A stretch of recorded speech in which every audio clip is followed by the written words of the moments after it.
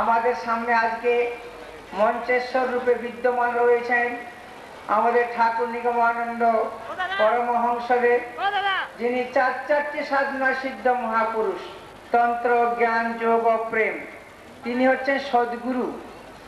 এবং আরো দুদিকে মহাপুরুষ রয়েছেন, আচার্য শঙ্কর, তিনি হচ্ছেন অবতার। আবার প্রেমাবতার গৌরাঙ্গদেব, তিনি সেই অবতার। অবতার এবং সদ্গুরুর তফাৎ আছে।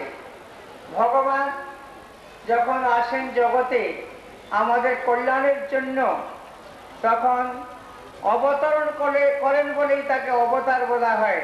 তাকে সেখানে ভগবান বলছেন নিজে যে তিনটি কারণে তিনি জগতে অবতরণ করেন, মানুষের রূপ ধারণ করে তিনটি কাজ করে আবার তিনি ফিরে যান।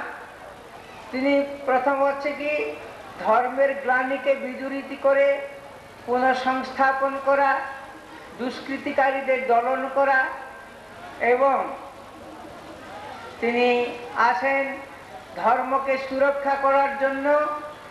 যে কারণে অর্জুনকে তিনি বলেছিলেন, সেই তিনি অবতরণ করেন। আর যারা সদ্গুরু রূপে জগতে আসেন, তারা ক্রমশ সেই মানুষ থেকে সাধনা করে আস্তে আস্তে উৎক্রমণ করেন এবং শেষে সিদ্ধি লাভ করে নির্বিকল্প ভূমি থেকে যখন ফিরে আসেন, তখন তারাই হন সদ্গুরু। আজকে আমাদের শ্রীমদ আনন্দ চৈতন্য ব্রহ্মচারী উদ্বোধনী সঙ্গীত পরিবেশন করার সময় আপনারা শুনে থাকবেন, নির্বিকল্প ভূমি হতে এসেছেন সদ্গুরু শ্রী নিগমানন্দ নামে। নির্বিকল্প ভূমি, আমরা এই পৃথিবীর ভূমিতে থাকি, যেখানে আমরা বাস করি এটা পৃথিবী। এখানে আমরা স্থূল শরীরধারী হয়ে বাস করি।